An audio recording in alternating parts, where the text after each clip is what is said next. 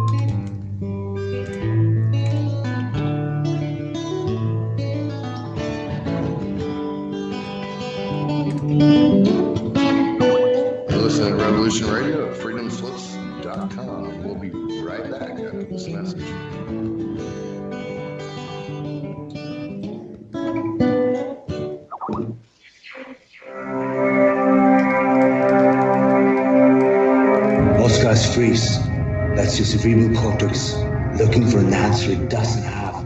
See? Even your brain knows you're screwed. Your body's filling with adrenaline right now, whether you know it or not. Your heart's beating faster. It's getting a little harder to breathe. Your neurobiological system is telling it to run, but your knees are too weak to move. Fear is not real. The only place that fear can exist is in our thoughts of the future. It is a product of our imagination, causing us to fear things that do not at present and may not ever exist. That is near insanity. Do not misunderstand me. Danger is very real, but fear is a choice. We are all telling ourselves a story. Radio at freedomslips.com. 100% listener-supported radio. Reporting to danger. Unafraid. Right here, where information never sleeps. Revolution. Radio!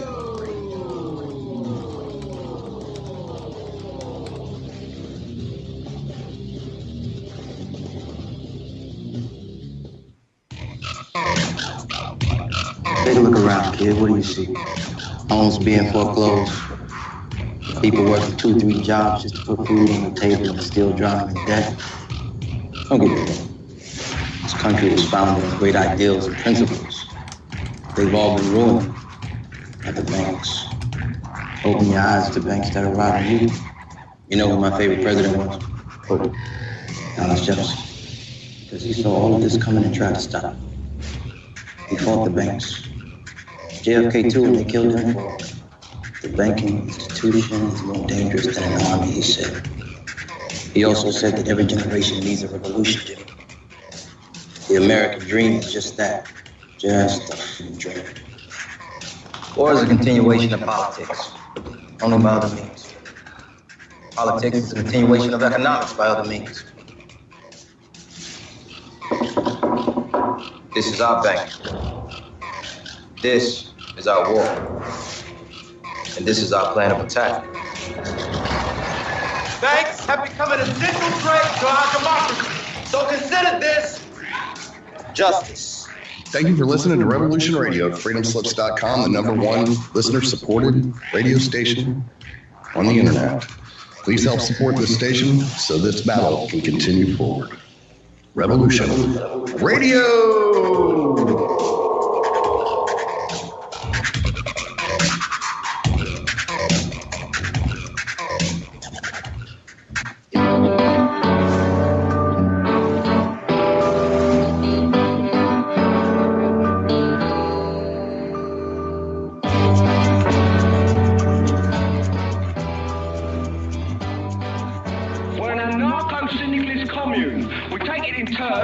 To act as a sort of executive officer for the week. Yes. But all the decisions of that officer have to be ratified at a special bi-weekly meeting. Yes, I see. By a simple majority in the case of purely internal affairs. Be quiet. But by a 2/3 majority in the case of more quiet. I order you to be quiet. Look, you stupid bastard, you've got no arms left. Yes, I have.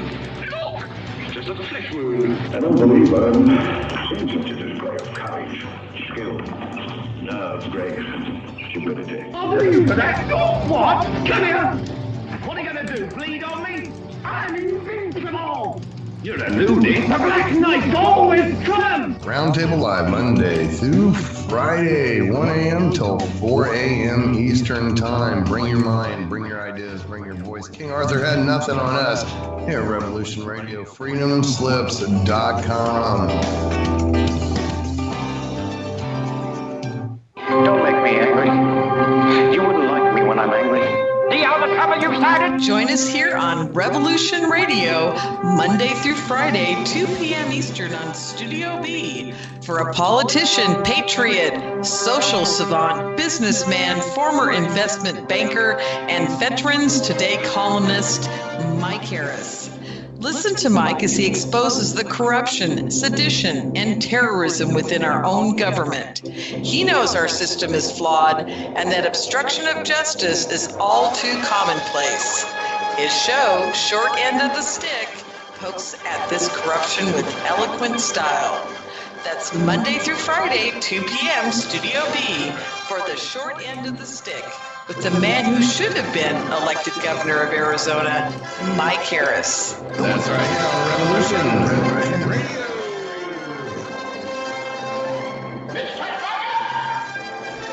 The opinions expressed on this radio station, its programs, and its website by the hosts, guests, and call-in listeners or chatters are solely the opinions of the original source who expressed them. They do not necessarily represent the opinions of Revolution Radio and FreedomSlips.com, its staff, or affiliates. You're listening to Revolution Radio, FreedomSlips.com, 100% listener-supported radio, and now we return you to your host.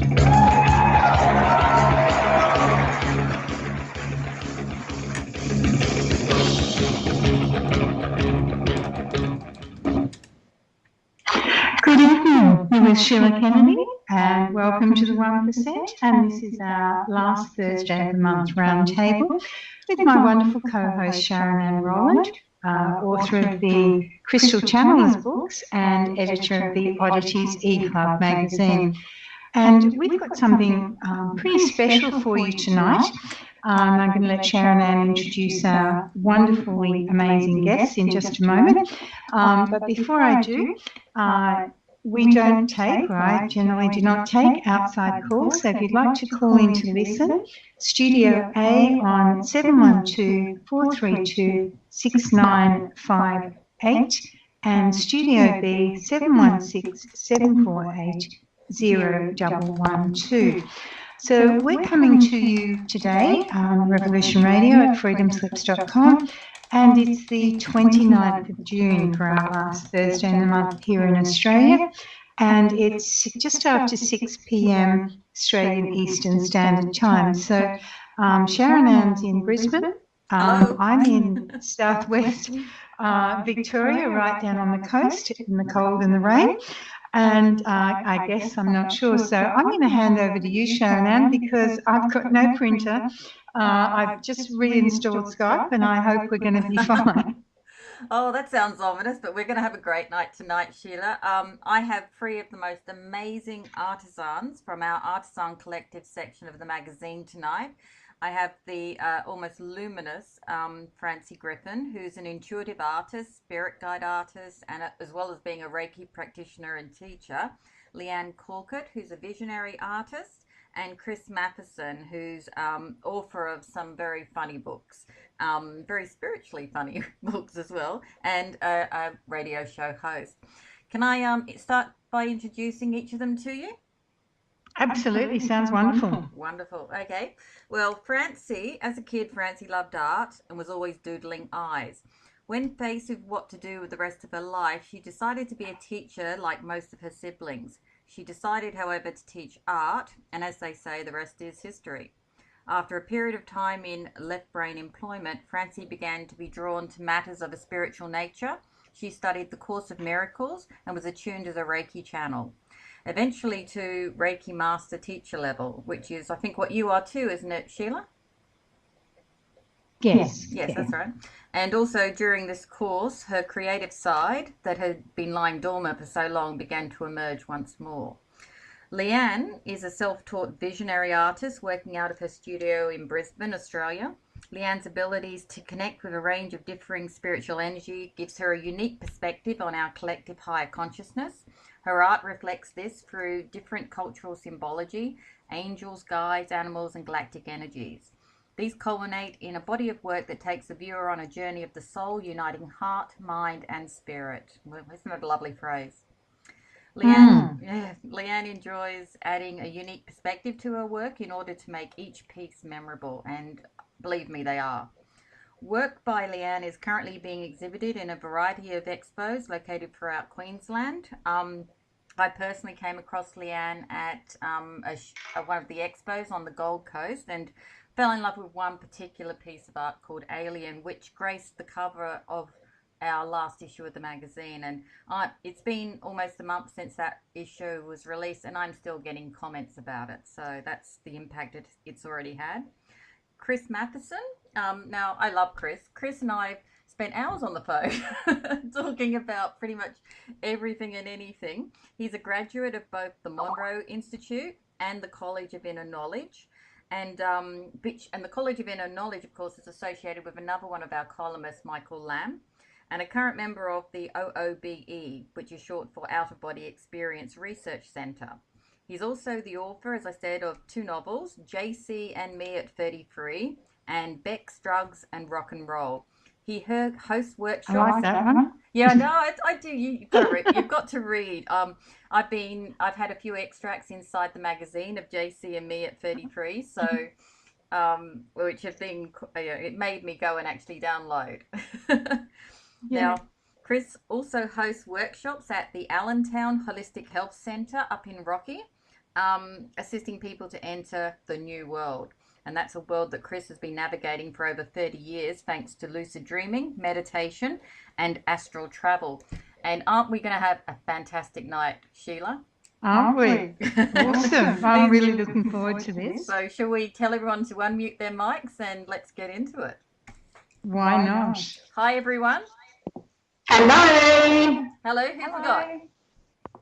This is Francie. Can you hear me? Yes. You're, there's a little bit of a ting. Where are you Skyping in from, Francie? Okay. Brisbane. Oh, great. You're with me. I might try taking my headphone off quickly for a sec. See if that's better. Okay. Just a moment. Is that better? I think it is. Yes, I think so. Leanne, are you there too? Yes, I am. Hi, Sharon. Oh, that's very clear. That's great. How are you this evening, Leanne? Really well, thank you. Very excited, a little bit nervous. So is Francie. Now, me too. Yes. Now, Francie and Leanne, by the way, Sheila and Cris have a connection. They've actually been working together on a new set of oracle cards, and they're obviously fast friends and quite old friends. And they've got the most amazing title for them. They're Namaste, I See You. Isn't that lovely? I like that, yeah. I thought you would. So we might get a set of those and play with them. And I might actually review them in the magazine too, because I love doing that stuff. That sounds good. Now, You're wonderful, thank you. Do we have some male energy on board too, Cris? You do. Hi, Sharon. Hi, ladies. Hello, Chris. Hello. Now you're Nice to see you. now, ladies, you'll correct me on this, but is the male energy the yin or the yang? The yang. The So, yang. so there's 4 yings and 1 yang tonight. All right. Sounds good. I'll be the anchor. I thought you'd enjoy that, Chris. I have a feeling that you do better around women. I do. I've been surrounded by a lot of them. Now, okay, so let's start off by what's everyone been up to today before we kick into our interview questions. Francie, what have you been up to? You're always busy. I've been working very hard this morning, getting ready for my day's work by meditating on my couch and drinking coffee and finally getting out of my PJs and getting into work. I've been making some hot chicken and veggie soup to have after we get off this call to ground myself a little bit. And just been doing some office work, basically. Yeah. That sounds good. Leanne, what have you been up to? Today I have worked out all my bugs on my computer so I could be here tonight. So that's been quite good then, coming on the show, because you've been forced to get something out of the way. Oh, I love stepping out of my comfort zone, and you've definitely done that for me, so thank you. My pleasure. Chris, what have you been doing? Have you been on air today yourself? Or is that just Sunday, Sharon? Oh, that would be Sunday, but today I was playing with my 2 boys and watching goofy comedies with Eddie Murphy and drinking lots of coffee and playing with my dog Trixie. Wonderful. I hope we're all drinking organic coffee. Yes. Well, I've actually spent the day with my youngest daughter and her first boyfriend, and we played a wonderful game called Categories, and I don't think they want to play with me because I kept on winning. But then I just think that's because I'm older and I know a few more words, isn't it? I should know it. And then I took them out for lunch, and I twisted my ankle. So I'm sitting here with a strapped ankle at the moment, which isn't too good. You've got a few healers here, so we'll send you some blessings to your ankle. I'd appreciate that. It's not broken. It's just, you know how when you step off a curb and you don't realise there's nothing there? It's that kind of stuff. Yep, I know. Now, what about you, Sheila? What have you? It sounds like you've had a hell of a day. I'm babysitting a 12 and a 14-year-old who are out for dinner because last time they were under threat of death if they fought with one another while I was on air. And allowing that one of them did a runner from school today because he didn't want to speak to the social worker, and then this is the 14-year-old put on a performance. And I've been trying to book my trip to Sunshine Coast, Brisbane, Gold Coast for next month, and the NBN kept dropping out, so I ended up back on my phone. And then, of course, how come you've got internet now? Because you wouldn't go back to school, and Dad and stepmum have gone, and I haven't. Well, I'm using my phone, and no, you're not using mine. God. I do not reward bad behaviour, as he's been reminded. And then I went to get into Skype earlier, and absolutely no way. So I ended up uninstalling Skype and reinstalling.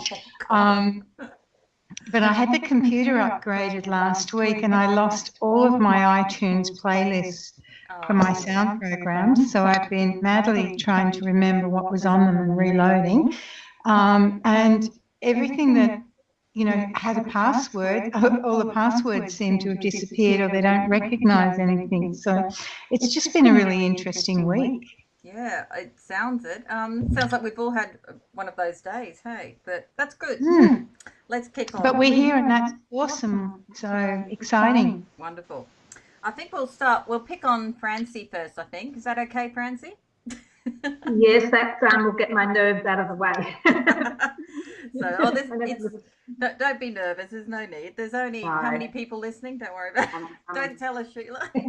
I'm holding on to my 2 labradorite ones here, grounding me. That's good. Actually, I was going to make a coffee, and I made some Palo Santo tea instead, which relaxes you, but I hope it doesn't relax you too much. Here's the snoring. Leanne's used to hearing me snore. Relax too much, aren't you, Leanne? I find the more relaxed, the easier it is. So let's hope it does. Yeah. Should have got some. What did I have just before I was giving birth? They gave me something. It was like rose petal or rose hip or something, and I've never felt so relaxed in my entire life. And what it does is it relaxes the muscles in the body, so that when you give birth, it's a bit easier. And it certainly works. Add some dandelion to it, and you've got a natural high, I think. So, now, Francie, a lot of spiritual artists and a lot of people in this area, or the alternate areas, we always seem to give ourselves different titles because it really is a new area for, which hasn't been defined, hasn't been labelled yet. Now, you called yourself an intuitive artist. What exactly is an intuitive artist, and what was the impetus that led you down this career path? Okay. Well, I don't know that there is an exact term for an intuitive artist, and the reason I started using it was exactly what you said. It was, well, what do I call myself? People say, what sort of art do you do? And when I tried to explain how I worked, it was very difficult. There was no real guidelines. So, but I really would like to break my work into a couple of areas also, because as you know, I'm also a spirit guide artist, which is probably what I'm not most known for. A lot of people, when they see that I've done a painting on a canvas, they go, oh, I didn't know you could paint as well. So there's a bit of a blur. So with my spirit guide art, I tend to, that's more channeled art. So I wouldn't so much call that intuitive. That's actually direct contact, and I'm working with the spirit. It's overshadowing me and coming and guiding me with my work. With my other work, my other paintings, I use the term intuitive because I'm working more with, I guess I'm working with my feelings. I feel very much my way through. And I try and bring life. It's like Leanne said, you put something different in to make a painting memorable. Well, mine is like that. I'm working with my feelings, working with higher consciousness, plus also with my left brain sometimes as well. It's a combination. It's integrating them all together. I think probably, I'll give you an example, probably a good idea. Yes, please. When I first started painting, I was, the work commissioned me to do a small painting for a girl we worked with who's turning 21. And so I was busily painting away in my spare time. In the morning of the birthday party, I'm still painting. I'm thinking, oh, I've got to get this finished for tonight. And I sat back, I just was not happy with what I had done. And I'm looking at it, I thought, what's wrong with it? And so I tuned into my feelings, to my higher self, and did a little meditation. And then I realised what was wrong with the colours that I'd chosen. They just weren't quite the right hue. So, and it was almost like then in a moment, I just knew it. I just knew, okay, this is what I have to do. So I quickly, virtually, with 2 hours before the party, painted the whole painting over virtually, but with recolouring it so that, the structure was there. Anyway, when I got to the party that night and she was giving the painting, before she actually opened it, she came up to me, the young girl, and she gave, I can't remember what it was a wand or something that somebody had made for her, and she said, look at what so-and-so gave me. These are my favourite colours. And I looked at what she was showing me, and they were the same colours that I had changed the painting to. And I thought, okay, that's what it was. And as it turned out, she just loved it, and they were the colours that she loved, which I'd changed to. So that's basically it. It's listening, and as I paint, I'm constantly changing, tuning in, listening, feeling to what I'm doing. So what led me down this career path? Basically failed relationships, I think, when you put it in a nutshell. No, not failed. They're lessons. I always loved that. Sorry. They're lessons. They're not nothing. You didn't fail. They were put in your path for you to learn the lesson. So, and obviously you have. So a few lessons led me there. So yes, I'd always loved art, and I got to a stage where, as you said, I'd had a few lessons in relationships, and my life wasn't going quite the way that I had it planned. There was no little white cottage with a white picket fence and no children running around, and I just wasn't happy with my life where it was. And I got on my spiritual pathway, but I didn't so much go searching for it. It found me, and I had some I'd be here all night if I spoke about some of the experiences that I had. But I got onto my spiritual pathway, which led me into healing. So I studied the Course of Miracles, started doing my Reiki, and that all led me back to my creativity. Then I remembered, and which I haven't done for many, many years. And just started to remember the joy that I just started by, if it was someone's birthday, instead of buying a card, I'd paint a little card, do that sort of thing to get back into it. Yeah. But getting back to my creativity was actually probably one of my greatest healings at all. Art is very, very healing. So then I wasn't happy then just to paint pictures for the sake of painting them. I wanted my art to be very much connected to my spiritual work, and I wanted it to be healing, to bring joy and healing to people. So well, you've certainly done that. Yeah, that's where it led to. So it's an evolvement over. I mean, that's been probably a 20-year journey where it's still growing and evolving all the time with it. Yeah, that's wonderful.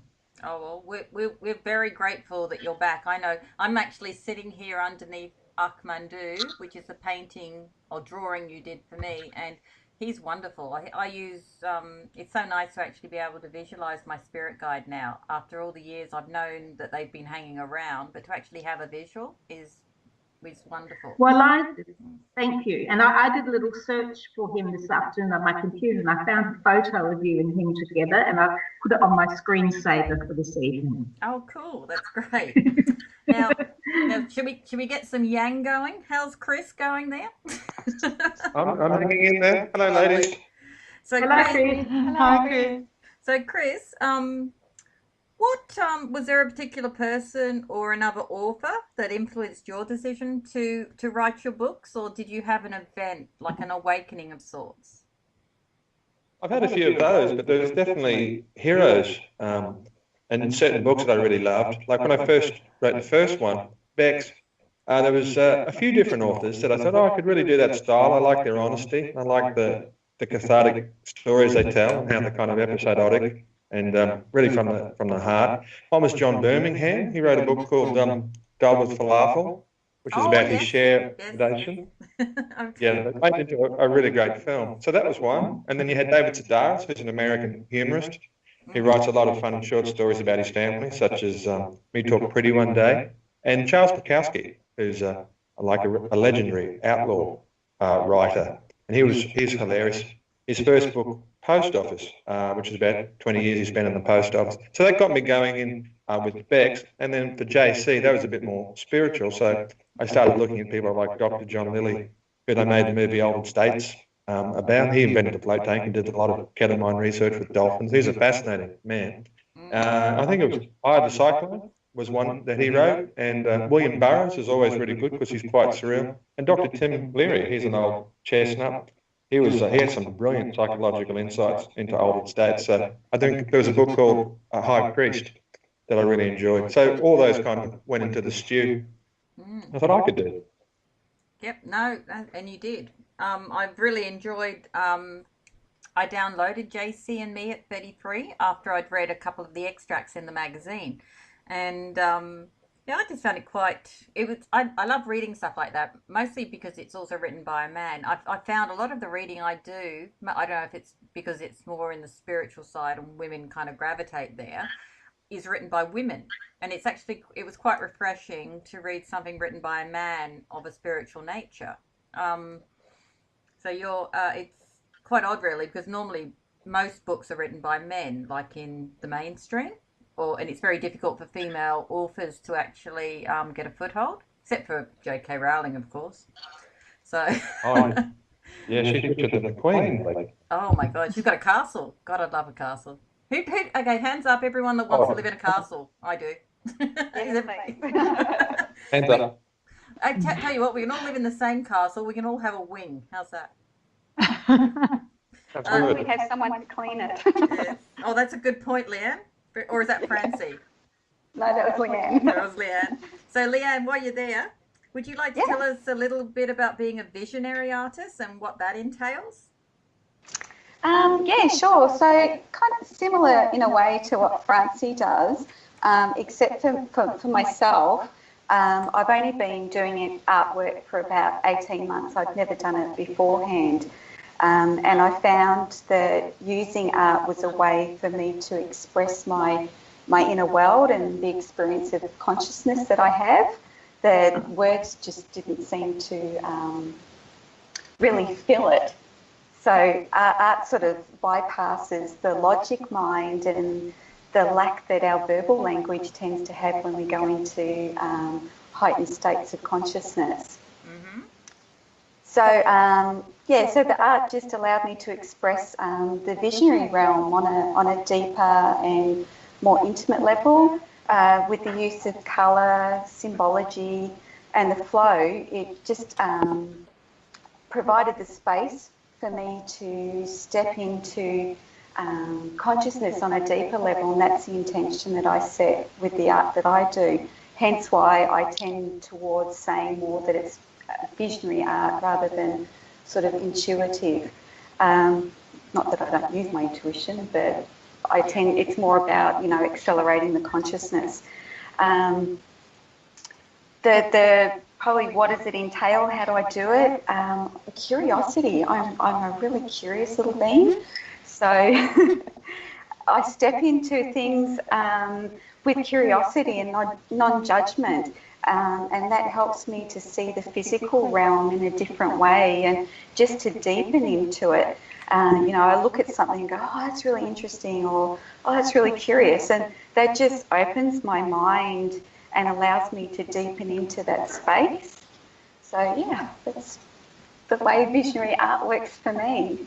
I'd love to record you doing it at some point. I think that would be fascinating to watch, actually just video your whole manner, your face, your expression. Oh, that sounds really cool. Yeah, not creepy at all, no. Sounds fun. I think if anything has a bit of fun in it, I'm always hands up for that. Yeah, I just find a lot of people like yourself, when I watch them, like I had a stall next to Francie at, actually we've been together at 2 kind of shows now, haven't we, Francie? Yes, we have. Sunshine Coast and Gold Coast. Yeah, and Francie's always more popular than me. She's always got stacks of people hanging around, so I get a lot of opportunities to just admire her and her work. But I don't think Francie realises, but she kind of has the face of the people she's drawing come over her when she's actually drawing. Did you know that, Francie? Yes, I did. I think the first, or people have said it to me, and I feel them. And then one time, someone took a photo of me. I'd just finished the drawing, and the energy of the guide was still with me. And they took my photo, and I looked at it, I thought, my God, that's not. And I realised it was it wasn't really me. It was the energy of the guide over me. Yeah, it was fascinating, because you're there sometimes at these events for 2 or 3 days. So I spent a lot of time during, especially Conscious Life, just watching Francie draw, and it just, I should have taken a video or something, but we weren't really at that place, I don't think, yet. So it's quite invasive, really. It was just interesting to watch the process, and yeah, that's why I'd really. I mean, I'd love to do some kind of scientific tests actually with a lot of people that channel, just to see, because when you've ever gone to a medium, have you ever been in an evidentiary mediumship where they draw energy from the group? Anyone? No one? Well, sorry, I didn't catch that last bit. What type of medium? Evidentiary medium. Well, that's basically where they sit at the front of and they draw energy from the audience to manifest the person or whoever they're channeling, the entity. I haven't experienced it directly, but I know of it. I just warn you all, if you do ever go to something like that, you will be buggered for the next 2 days, because I've done it a couple of times. The first time no one warned me. The second time I kind of took a bit of protection in with me, but basically I sat in the front row and got a full-on view of the entity. And it was kind of like seeing shape-shifting occurring. It was fascinating stuff. And I think the same thing happens with both Leanne and Francie when you do your work, and potentially when Cris channels too. Anyway, we'll talk about a little bit more about that. Francie, we did an interview in the magazine, I think back in issue 8, which is a couple of years back now. Yes, it's a while ago. It's a long time ago. Now, during that time, you did actually say, my healing energy is channeled into my art. Would you mind discussing how this works? Yes, well, I still do that. I guess what happens whenever I start a piece of art, I generally will do a Reiki healing actually on the project before I start. So that's part of my way of tuning in and connecting. So, you know, I guess you know the concept of like distant healing, where you can send energy over any space of time. It's the same, you know, with projects and that we're working on in life, sending them that healing energy to help empower them. And also what it does, it gets me out of the way too, like Leanne was saying before, it's getting yourself out of the way and just allowing the energy to come through. And I'll treat my canvas or my piece of paper, to me it's I treat it as a living entity. So, and I want that energy of that painting when it goes on to its new custodian, that they will receive that from it. One of my sisters, I'm the white sheep of the family. I don't say black sheep, the white sheep. And I think they all think I'm a little bit cuckoo, but getting to understand me a bit more, I think. But she's not really into the spiritual or supernatural that much at all. But one comment she made to me one time, there's something about your paintings they always seem like they're living. They seem like they're alive. And the guide, they seem like they're living people. So and I believe that's because the energy that I transfer into them. And I'm thinking of it tonight, actually, that I'm going for a walk, and I thought about my work, and I realised it's almost like I'm actually creating a portal. One of my, Orpheus is one of my main guides who came to me when I started doing the guide drawings. Well, he actually came to me well before that. It took me a little while to realise he was with me. But one day I was doing a drawing here at home for a lady, and I was feeling very unsettled. And I said to her, oh, I need Orpheus with me. And she knew who I was talking about. And I literally went and got his picture that I'd drawn of him and brought him out and sat him next to the easel. And this lady's a psychic medium. And she said to me afterwards, I didn't really understand why you literally needed the picture of him with you. I mean, she was thinking, surely I could tune in and have his energy with me. But she said, when you brought that picture out and put it next to the easel and you started to tune in, she said, I literally saw his spirit come out of the picture and into my aura. Wow. So it's like this little home. And then while I was drawing for her, I got her to take a few photos as I was doing the drawing. And when I played them back, they put them on the computer and had a look at them. In the initial photo that she took when I was tuning in, I actually saw two orbs at the top of the easel. It's almost like Orpheus. And that's what he used to do when if I'm not sure about what I'm doing, and particularly this is when I first started doing my drawings, I would ask Orpheus to bring the spirit guide to me. And I think that's what was happening there. Whereas now I'm much more, it's more just, I just call and they're with me. I'm a big girl now. I can do it on my own. But if I'm ever struggling a little bit, I'm not sure, I will call on Orpheus to assist and bring the guide in. I notice in my picture, I feel the same way about my picture. I feel like the eyes are always like looking down at me, and but I think you also did light language. You wrote light language on mine, and that just, I don't know, I think that's added an extra element. Do you use that a lot with your painting now? I do quite a lot of light language does come into many of the drawings. It depends on who I'm drawing for too. It depends on the client. If they're someone who's just starting their spiritual journey, usually no, not necessarily. There's no rules, not necessarily. But yes, there's a lot that comes in, and I've found lately I've started to open up a little bit and actually speak the light language while I'm doing the drawing.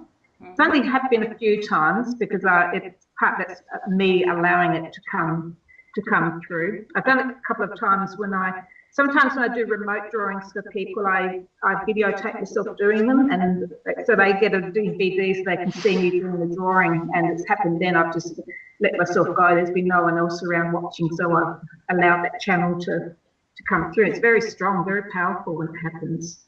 Cool, that's good to know. So, Chris, I'm going to ask you a question, but also, do you have access to the chat room? Yes. There's a gentleman in there called Tremjar who is asking a couple of questions about lucid dreaming. So once we've answered the question here, would you mind popping into the chat room and just having a little chat online? Okay, I'll give it a go. Great. Now, you've written 2 novels, both comedic and, I have to say, addictive. Tell us about Bex, Drugs and Rock and Roll, Tales from a Slightly Dysfunctional Life. Most authors will deny it, but their characters are usually based on people, or a mix of people, they actually know. Do you know a balloon head Ed or a sociopathic neighbour? Tell us. I do, yeah. My stories are true stories, and balloon head Ed. They are true. You actually say that. Yeah, no, they're all true. About 5% I kind of colorise and amalgamate, but that's just for the sake of narrative. But Balloonhead Ed he's as real as you and me, and he was a neighbour I was living next to in the 80s. And I went from bad to worse. The first thing I saw him was he was washing his car obsessively for about 2 hours out the front while I was moving in. And I thought, I'll do the neighbourly thing. I walked over and said, oh, g'day, I'm Chris. And he just kind of like stopped and looked at me and in this really halting kind of monotone said, oh, I have a lot of anger within. And then went back to washing his car for about another hour. You know, so, you know, the red flags were going up. Oh, yeah. Oh, yeah. Like, yeah. And it was the first week I was in the house, and this was back in the 80s, and I was a bit of a spring chicken. So I thought, I'll get my mates over, who are in a band called Puzzle House, to play for a housewarming. I thought, well, I better let the neighbours know so that we don't disturb them too much, or so they can expect it. So I went over to Ed's house a couple of days later, and I knocked on the door, and I said, oh, g'day Ed, we're going to have a party here. And he kind of like didn't even acknowledge it. And he said, oh, I've written a book called The Gender Wars, you know. And I said, oh, well, what's that about? And he said, oh, it's about how all the women have to die. I said, oh, this guy's crazy. And then after that, I said, well, what caused this kind of angst, Ed? And he said, oh, my ex-wife tried to poison me. And I was thinking, well, I think I can see why, you know. So, and then just kind of out of the blue, he said, do you want to come and see my paintings? I said, oh, okay, I'll come in and have a look at your paintings, because I'm a painter too. And I came in, they were as tortured as you'd imagine. But there was one that caught my eye. It was kind of like, what was it? It was kind of like a tortured landscape and had these weird kind of, lots of objects at the top, and they were kind of like paired, long, thin, pink balloons. I said, well, what do you call that one? He said, I call that the vagina graveyard. Except this D-word. Yeah, I know. So the flags were going up. I thought, I hope I get out of this house alive. So I ran back to, pretty much I got out of the house. I survived. I told my friends, and that story did high speed around the social circuit, and he got a few nicknames and things. But it went from bad to worse with him. There was a series of misadventures over the next year or two. And then I lost touch with him after I moved out of the house. But I did hear him on Talkback Radio about 5 years later, and it was like early December, and he's trying to convince the female DJ that his book, The Gender Wars, would make a great Christmas present. Yeah, so I don't know who he would send that to, but that was him. But there's a lot of weird characters in Bex. He was just one of them. And I called him Balloonhead Ed because it looked like his head was inflating. He had a weird kind of puppet kind of head that was kind of inflating at the top like a balloon. He didn't quite look real, but he was one of the odds people, I think. Well, it sounds like he had a few attachments going on. He probably did. Hey, Leanne, now you had a prophetic reading from your teacher, Amara Tiran. That was back in 2015, I think, which kind of led you down this path. Would you mind sharing that reading with us? I'd find it fascinating, that's all. It was really synchronistic how I met her. I think it may have been 2013, so I might have got the dates wrong. It's been a while ago. But I was just drawn to go to this workshop that was down in Sydney and to meet this lady and have a reading, which it was just very of the moment that I did it. And when I went down there, I met her first time when I went and got a reading. And as soon as we sat down, she goes, "No, you know you're a star child, but you already know that." And I'm like, I don't. And I had no idea what she was actually talking about. And I had to get her to explain it to me. And she said to me that my soul had come direct from source, that I had no karmic debts and I hadn't had any past lives, and that I had this ability to understand the connection that we all have.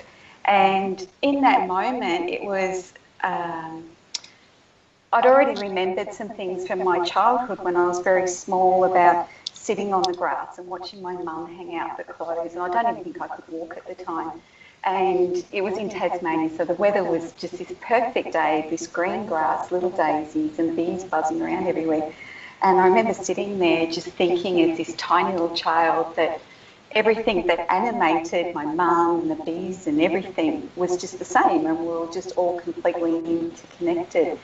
And that's what Anne was explaining to me, that that's the space that I come from. And it was really interesting because whenever I'd gone for readings previously, I never get a reading sort of about my own life. It's always about the people around me. So this was really quite unique and had such a such an awakening for me. I can't believe you just said that. That's exactly how I used to be.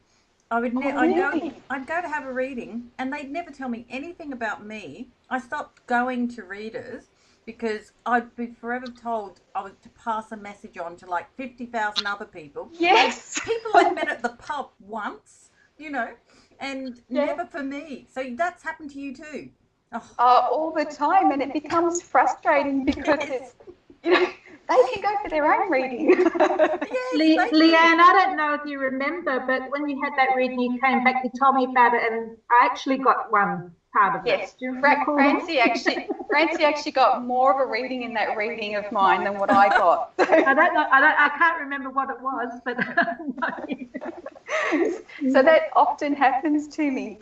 So that was very interesting, and that's where it, having met her, opened up my understanding of, you know, the star systems and things like that. So for her, she was saying, you know, that a star child, normally we sort of think of it as someone that's had past lives on other planets and star systems, but she meant it as someone who hadn't had any. So it was quite unique, and yeah, it was really fascinating. I bet. I mean, I would have loved to have a reading about myself.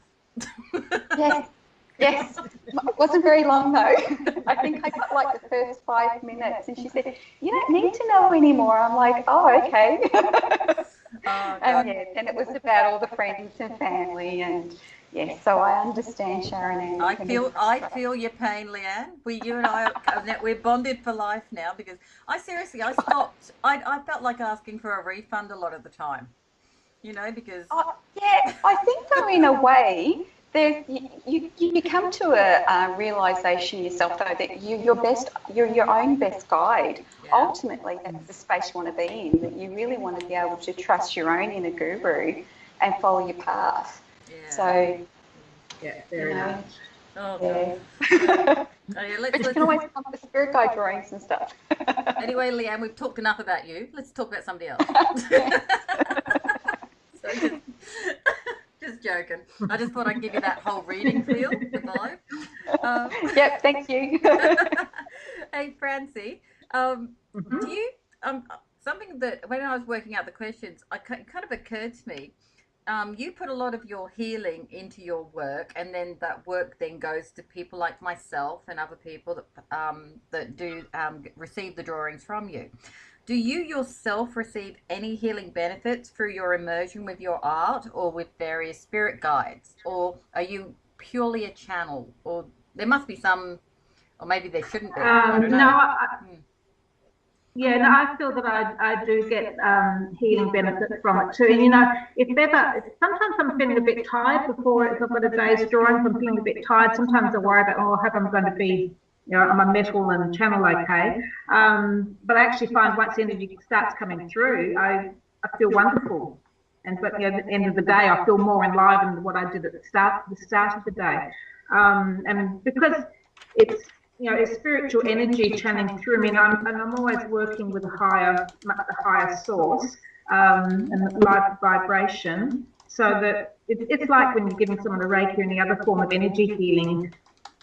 the energy is coming through you before it goes on, in my case, onto the paper or the canvas.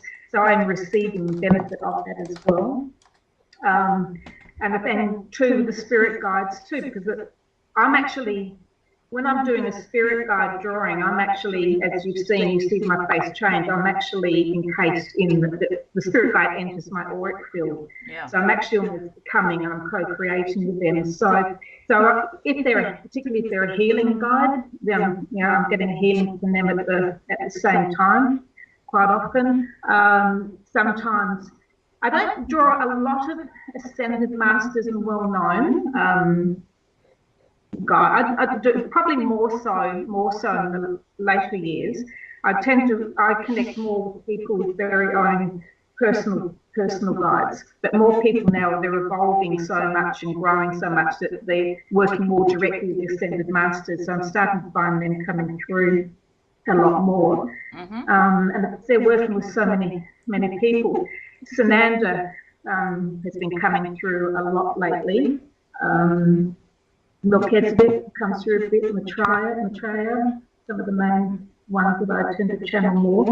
And I guess also I'm going to be resonating and attracting those guides and clients who resonate with my energy as well. Yes, that makes sense. I mean, there's sometimes I finish a guide drawing for someone. I did it on Saturday through Sananda, came through for a lady, and when it's finished, you just don't want to move.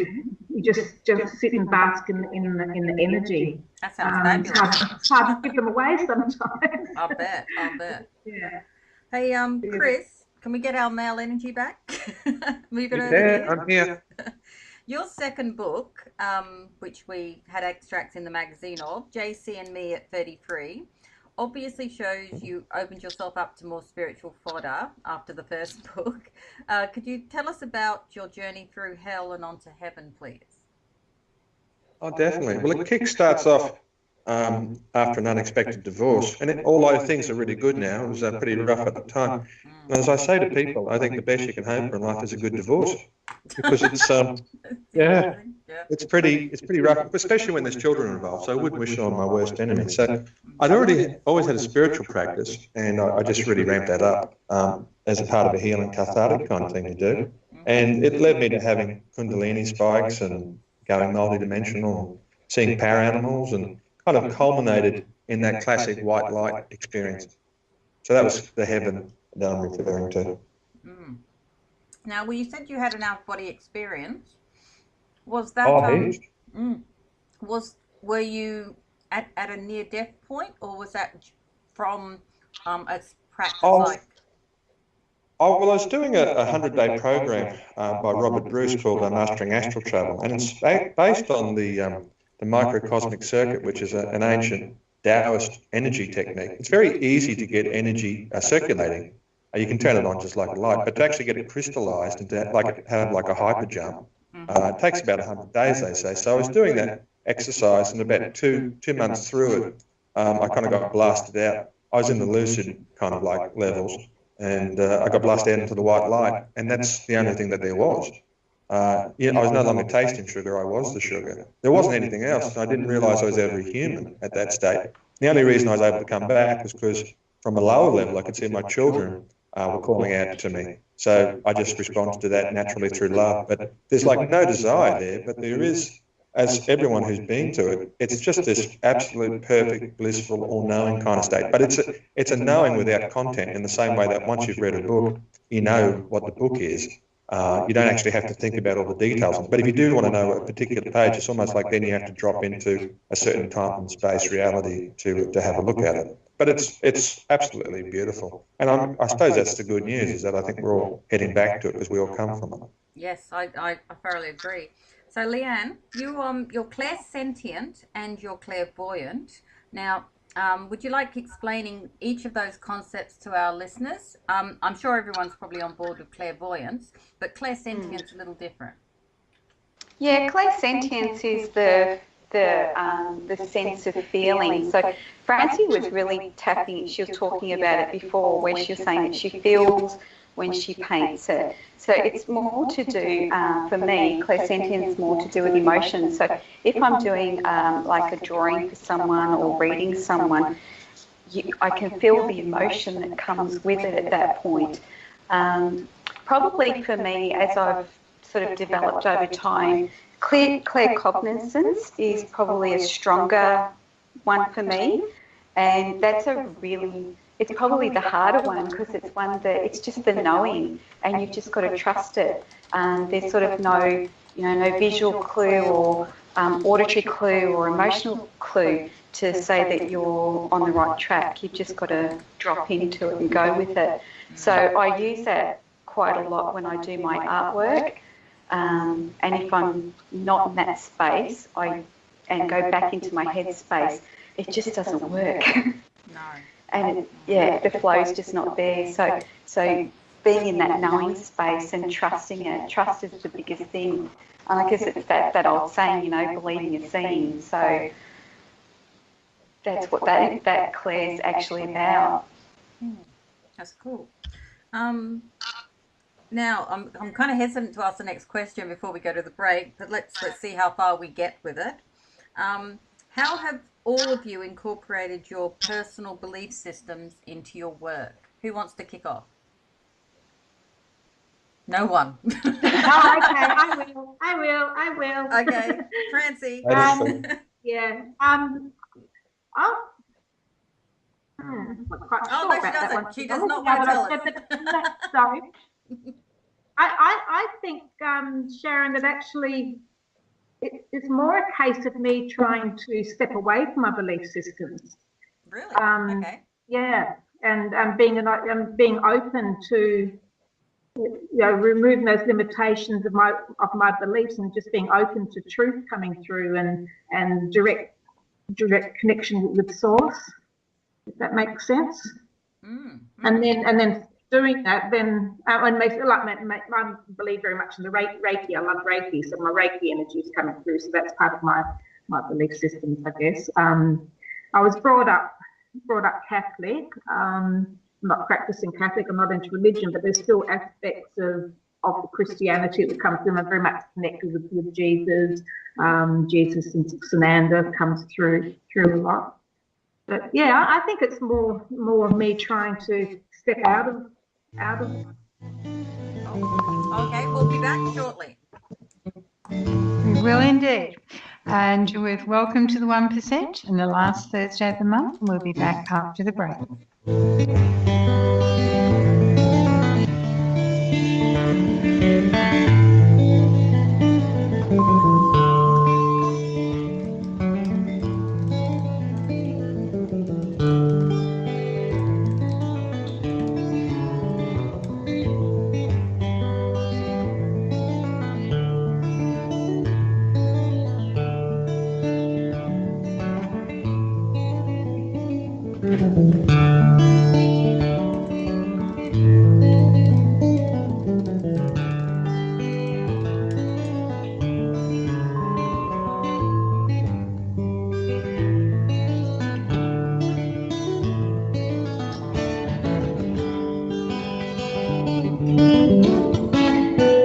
Listen to Revolution Radio at freedomslips.com, and we'll be right back after this message.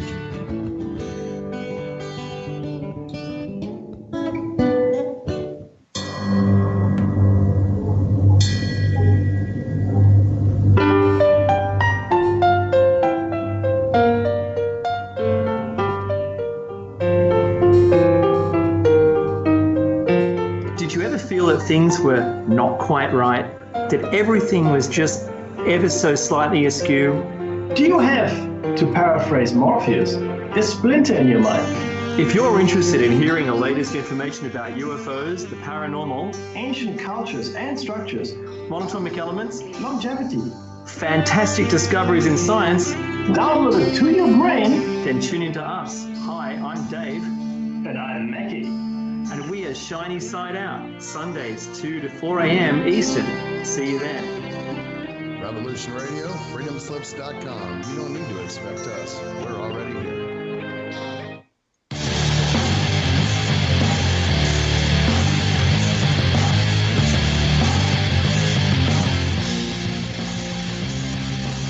This is Bo. And this is Rocco. And the Bo and Rocco Show is here to offer insight into legal and lawful remedies. Our goal is to remain free and help others remain free in an ever-increasing police-like state. With the help of our guests, we try to answer questions such as what went wrong and what can we do about it. So tune into Revolution Radio at www.freedomslips.com Wednesday nights, 10 to 12 p.m. Eastern Standard Time to listen to the Bo and Rocco Show. You don't need to expect us. We're already here. Revolution Radio.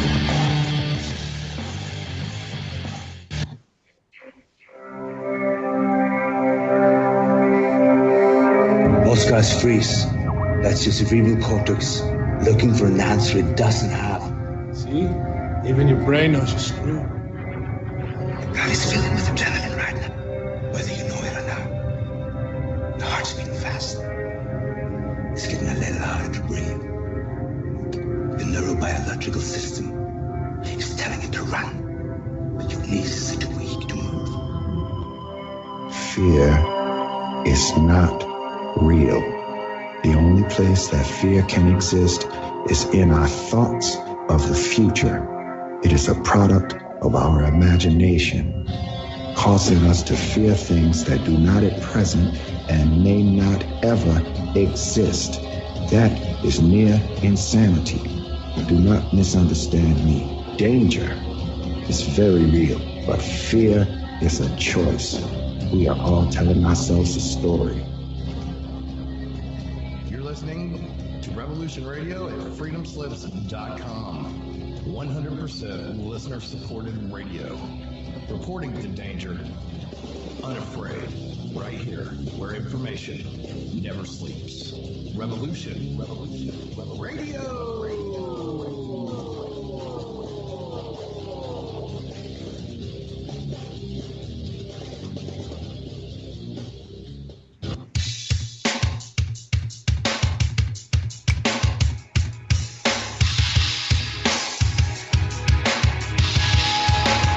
Enter into a world unseen on Raven Star's Witching Hour. You will encounter eclectic topics from the realm of spirit brought into our matrix of truth. With your host, the Solaris Blue Raven. Solaris will bring you an array of unique guests covering topics from ghostly spirits to amazing anomalies, covert technology, UFOs, and shadowy global events. And that's right here at Revolution Radio, freedomslips.com, Saturdays, midnight till 2 a.m. Eastern Time. Revolution Radio, where information never sleeps. Let the magic rise.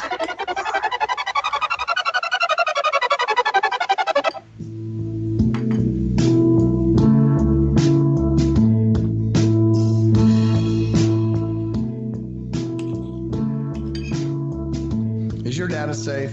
Do you have the necessary information to assist you in confidently living through just about any survival situation? Is survival and gardening, off-grid living, medical knowledge, or even natural or man-made EMPs on your list of personal concerns? Do you have your documents and your personal information in a safe place in your hands where you know where it is? Well, check out our preloaded EMP-proof thumb drive.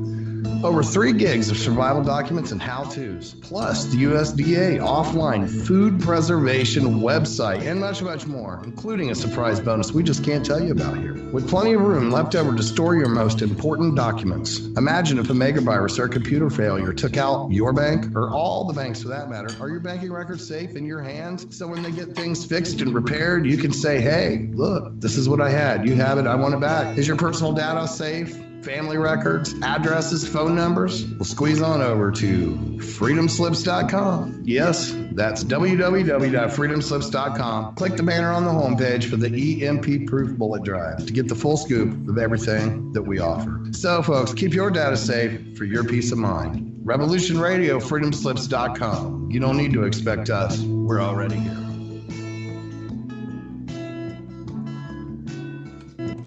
Enjoy your extra big-ass fries.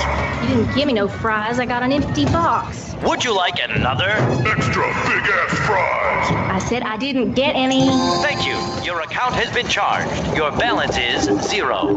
Please come back when you can afford to make a purchase. No. I'm sorry you're having Come trouble. on. My kids are starving.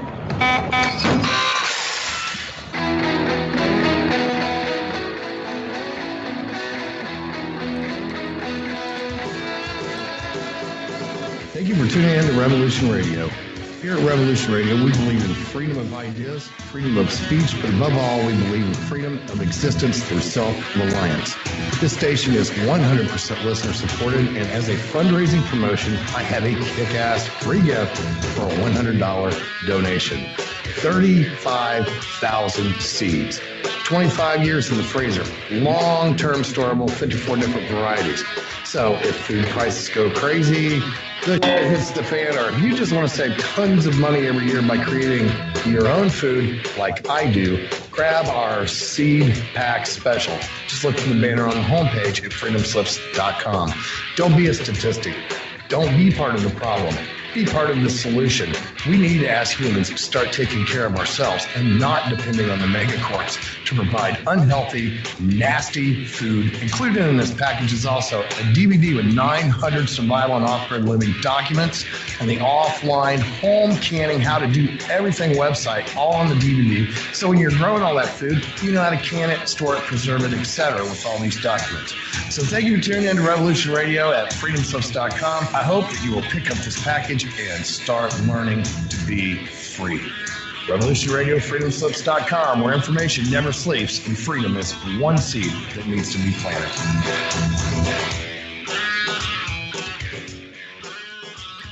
What we do in life,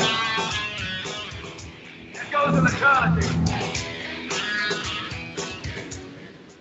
The opinions expressed on this radio station, its programs, and its website by the hosts, guests, and call-in listeners or chatters are solely the opinions of the original source who expressed them. They do not necessarily represent the opinions of Revolution Radio and freedomslips.com, its staff, or affiliates. You're listening to Revolution Radio, freedomslips.com, 100% listener-supported radio, and now we return you to your host.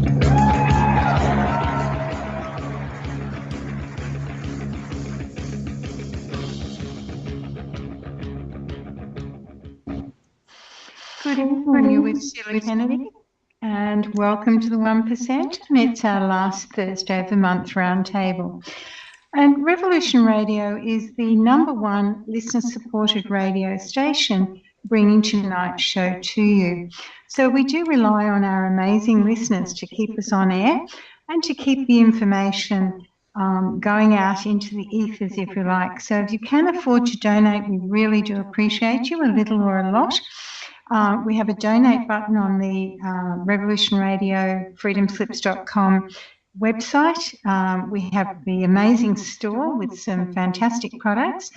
And, of course, we have our chat room, which is free. And one of the things that I like best, and I talk about all the time, is the archives. So for the cost of a cup of coffee, $4.95 US a month, you can access all of the shows of all of the hosts. We run Studio A and Studio B, and we generally have around 90 hosts. So we're pretty much on air 24 hours a day, 7 days a week. So as I said, it is the wonderful listeners like yourself that keep us on air. And for me, the archives are the gift for someone who's got everything. What do you buy someone you don't know what to buy for? So I like giving people the archives as a gift. My point of view, but I think it's the gift for someone who has everything that they can go and access in their own time and space, things that might be interesting to them. So the wonderful Sharon and Rowland, my co-host for the last Thursday of the month roundtable, and I'm still waiting on the 4th volume of the Crystal Channelers. I just prod her every month. I know she's probably working on it. No, I'm actually working on a different book called The X-Blogs. So, sorry. That sounds interesting. Yes, but I still like the Crystal Channelers, Sharon donated me a set of the Crystal Channelers books when I actually met her in person a couple of years ago. So that's been pretty awesome for me. And of course, Sharon Ann's the editor of the Oddities E-Club magazine. And tonight we have some amazing guests. So Francie, Chris and Leanne, who are all incredible in their own right, aren't they? I'm quite fascinated listening to everybody. Yes, the Artisan Collective was introduced into the magazine around issue 3 or 4, and mostly because I'd met the most amazing people in my travels, and I'd made these connections, and I just thought, what a waste of not sharing their amazing art and their abilities with everybody. And it's actually one of the sections in the magazine that always gets comment. I mean, especially when there's an artwork that's displayed on the cover. As I said, with Leanne, we've only just started using the artwork of the Artisans on our covers, and ever the last couple of issues. And every time, you know, the comments just keep coming. So we're obviously onto something. Awesome. And what a great way of sharing that art as well. Oh, yes. Very good. Now, I think before the break, Francie had was the only one of our artisans today that had answered our question on how we incorporate our belief systems into the work. So let's ask Cris to continue. How do you incorporate your belief systems, Cris?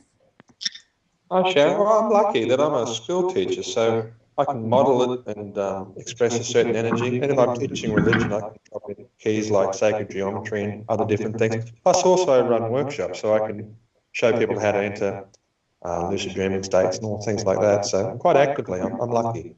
Oh, that's good. And Leanne, how do you build in your belief system? Probably through like the artwork. For me, the belief system is that, you know, we're all interconnected and, you know, we're all here to experience joy. So with my artwork, it's about being able to, you know, I open those doors for people so they can get to know themselves on a deeper level and find the joy that's sitting there waiting for them. Francie, in an earlier interview, the one that we did back in a long time ago now, a couple of years ago now. A long time ago. Yes, and earlier in the radio cast here, you said that you bless your canvases and do some Reiki work over them prior to starting a piece of art. What benefit do you derive from doing this, or what actually are you doing at that point? Is it a protection, or is it purely to get the juices flowing? It's more for me to take myself within myself and to connect with spirit and to connect with my higher self, and then to work, and also, like I say, to energize the work itself.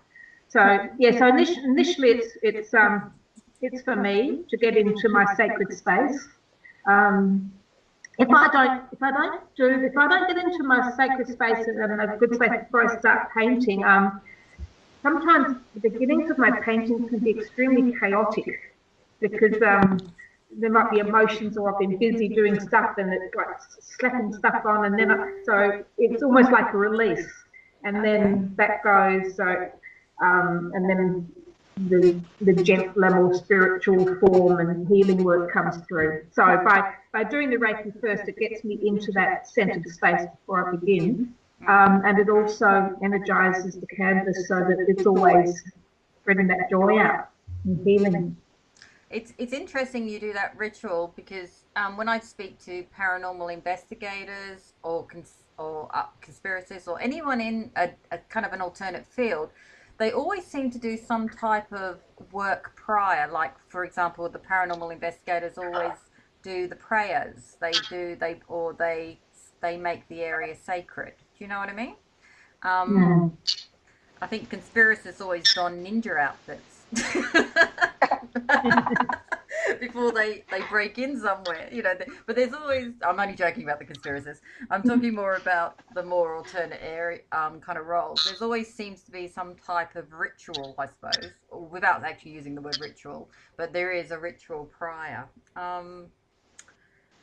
Cris is a graduate of the Monroe Institute and the College of Inner Knowledge, and of course a 30-year veteran of lucid dreaming and astral travel. What have you learnt about our world and our inner consciousness?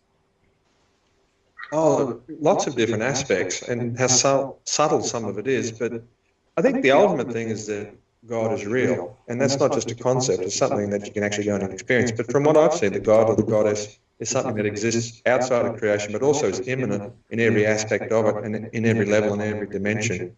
And if God wants to, they can come in and make changes in our level, the way that I can make changes in the lucid dream to that and to such a precise degree. The other thing too is in the province of the mind, you can literally create anything. So I think these extra dimensional intelligences that actually influence this level, if you're aware of them, you can actually see them influencing this level the same way that I do a dream, which is pretty startling when you first see it. Also, that ideas can literally become physical in this level as well, if you're open to it. Yes. Now, I'm a firm believer in manifestation and thinking, you know, and creating through the mind. That's how I generated the magazine. And my books and a few things, you know. I think a lot of people get manifestation mixed up with positive thinking, and to me they're two completely different things. What do you think, Chris? I totally agree. I mean, if positive thinking worked, I would have had a supermodel for a girlfriend when I was a teenager. It didn't happen. You know, but if you've got a really strong intention, you've got a lot of energy behind you. And also, the funny thing is, the more I can actually organically and almost simultaneously manifest things now, I don't do it so much to get something. It's like the old thing people say to Buddha, oh, what's the point of enlightenment? And he said, oh, you won't get anything from it. He said, you lose your anger, you lose this, you lose, you know, all your different hang-ups. I have a really kind of organic. Some days it's like I'm in a fairy tale or a book, like everything will be talking to me because God comes through everything, you know. And other people have noticed it when they're with me as well. So it's been independently verified. Not that I need it to be, but often the thing that is really funny is that God's hilariously funny. So you'll ask a question like, my mum was sick a couple of weeks ago. I said, oh, well, how's it going to go? Because she's having a serious operation. I was with my son, I turned on the radio, I asked the question out loud. First thing came on was Staying Alive by the Bee Gees, the chorus, Staying Alive. And she did, she's fine. So that just happens all the time. Synchronicities off the scale, just jokes, you know, it's beautiful. Yeah, no, I've got to agree with the synchronicity that I have days where it's just one thing after the other, and you kind of have to say, come on, give me a break. I need some reality or grounding. Yeah, well, that's the other thing. Sometimes you have to switch it off, and there's ways you can do that too. But yeah, I definitely hear what you're saying. So, Leanne, in your workshops with Amara Tia-An, you heard light language. What does it sound like? And is it heard or felt, or is it both? This is something I'm really intrigued with because I've been listening to people speak light language at a few Skywatches I've gone to. And of course, Francie wrote it on my spirit guide picture too and channeled it that way. But you've actually you've actually had training, I suppose, by doing a workshop on light language. Can you kind of talk about what it is and how it's generated or where it comes from? So when I did the course with Anne, she spoke light language, and you know, in the old traditions they used to call it speaking in tongues, so that's another version of it. Okay, now that makes sense. Yeah, she would channel it from her guide, so she had a very specific dialect that she spoke, and then when we worked together and created a essence, and she'd sent a crystal over to me to work with, and I was guided to get out the pencils and start drawing, and that was my introduction to it all. And I was like, I started doing all these symbols, and then I remembered from that when I was very small, I would speak a different light language when I was really little before I could speak, but I would sing my own songs and all sorts of things and draw symbols on everything. And I was talking to my mum a while ago, and she said, I don't understand what you're doing. And I went, what do you mean I was little? And I used to do those things. And she went, oh, yes, well, now I understand. She said, I didn't understand it then, don't understand it now, but you're happy. So light language, it's always been a part of what I've done. For me, it's a vibration, and it's a way for a certain vibration to manifest, whether it's through sound or through a symbol.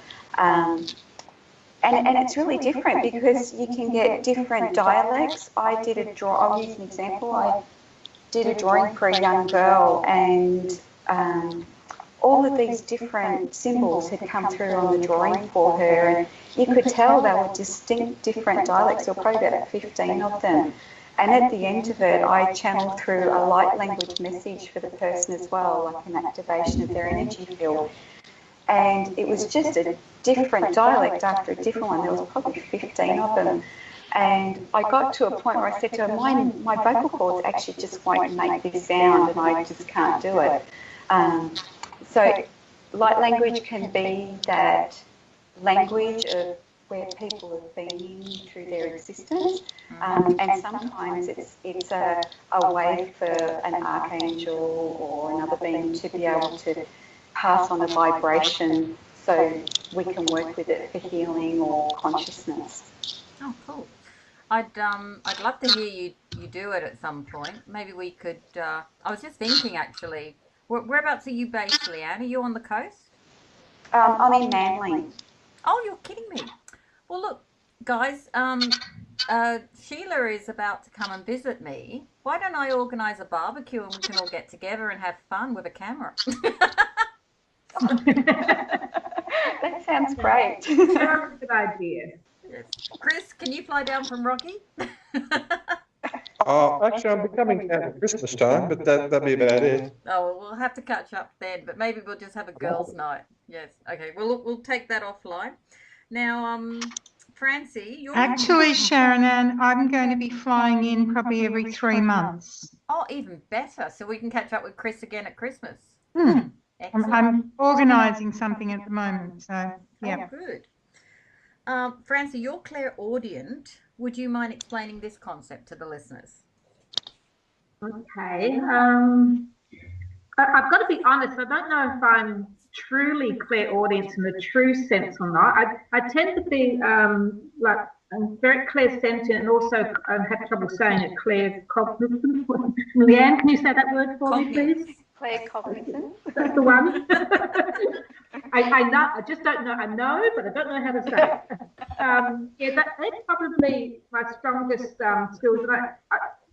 And I do believe I'm clairaudient, but it's not like I actually hear an incarnate voice apart from me.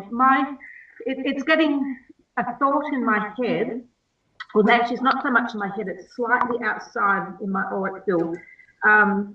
So I will hear words, I'll hear sentences, and I use it when I'm drawing a lot. If I'm not as much now as I did when I first started my drawings. When I was first doing my work, I was always asking questions. What colour are your eyes? What shape's your nose? And I'd hear, I'd say in my head, what colour are your eyes? And I'd hear this. It's like someone talking, but it's a thought in my. I don't hear it in another person's voice. It's like myself, but it's at a slightly different timbre and vibration. So I can tell when it's me thinking, which seems to be in my head, and when it's spirit, it's slightly outside. Usually it's up on the right-hand side of my head it comes from. So for instance, one time I wasn't sure what colour to do the eyes. I was intuitively going to do them brown, and I thought, well, no, that's not right. So just in my head, I said, what colour are your eyes? And I heard this beautiful phrase. It was, my eyes are the colour of the ocean. It was so beautiful coming through that way. Yes, so and that's basically, it's a thought form for me. I know some people are clairaudient actually hear like another voice, but for me it's coming from just outside my head. If I made sense with that? Yep, no, that's perfect. Yeah. So Chris, when I wrote my sci-fi book series back in 2008, I would go to the local library, I'd drop my kids at school, then I'd head to the library and I'd channel for about 5 hours, and then my alarm would go off and I'd go pick my kids up from school. And the librarians would describe me as a zombie during that time as I just typed. Do you channel the words that you write inside your books as well, or what's your process? Oh, that's an interesting question. I was in a college for about 7 years, and so we were doing a lot of, I suppose, channeling, but we wouldn't have really called it that, but we're tapping into planets and different levels and all that. But I have been, when I was writing JC 33, I did go and do a meditation, and I asked for 2 angels to work with me on it. One was Metatron, and he's the one that doesn't sit down in the presence of God, apparently, metaphorically, I suppose. So he's pretty high. And the other one was Sandalphon. who kind of brings energy and anchors it down into our plane. I went to a psychic fair during the middle of writing the book, and I had my aura photographed. And the woman said, "Oh, geez, with this aura, it's really nice." She said, "It's kind of really watering." She said, "There's only two things you could probably do, is be a teacher and a writer." And I said, "Well, I'm both." And so she was spot on. And she said, "Oh, there's also these two beings that you can see clearly in your aura." And I said, "Oh, well, who are they?" And she said, Metatron and Sandalphon. So how's that for a confirmation?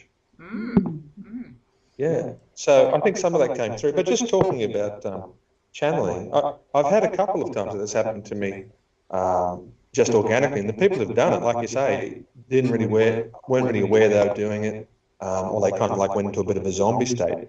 I was hanging out with a few of the alumni from the Munro Institute, and an energy came into the room, and the lady that was hosting it just looked at me and said, "Oh, you don't have to pretend you're a human anymore." She said, "You're amongst friends." And then it was like the entity or the energy was kind of coming through the three people that were in the room and started telling me all these wonderful things. And there's a lot of shape-shifting going on, like you mentioned before, and lots of psychic ability. They're telling me things that I didn't even realise, about myself. And some wonderful messages about how they were kind of guiding everybody back into the light. And that was their job to not only wake them up, but then to show them where the exit sign was. And that they were really excited about the next phase of evolution, where everybody was going to realise they're actually a universe, which is, from what I've seen, very much true. You can go into basically any part of the universe. And also the universe can come into you in a real energetic sense too. And you can expand out into it. So, it's a beautiful experience. It's funny you should mention Metatron. He's a character in my books. Ah, there you go. He gets around. Yeah, in fact, I should send you a copy. I'll send you a copy. Thank you very much. Now, Leanne, have you ever felt yourself being taken to a higher vibrational level whilst you're creating an artwork? Yes. Well, when I do the artwork, if I'm sort of sitting there in my little mind, then it doesn't work. So I need to drop into that space. And I tend to call it more of a dropping in than a raising up of energy, because the universe exists inside of us. So when we can tap into that deeper space, it does lift up our vibration.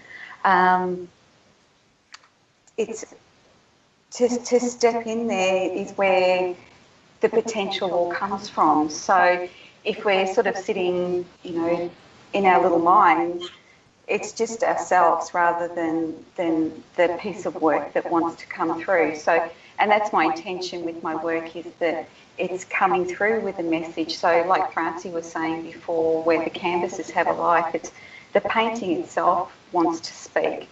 And so you need to step up into that energy so that it can come forward. Otherwise it just can't. Oh, cool. So it feels like you're physically like taking a step upwards or towards something. Yeah, I think so. It's more, I've become very aware of my energy field, so it's really tapping into it and going into that space. So particularly like with the mandalas, a lot of those are excellent portals. So, and you can't create that from a mind space. You have to be in a resonant space to create that energy.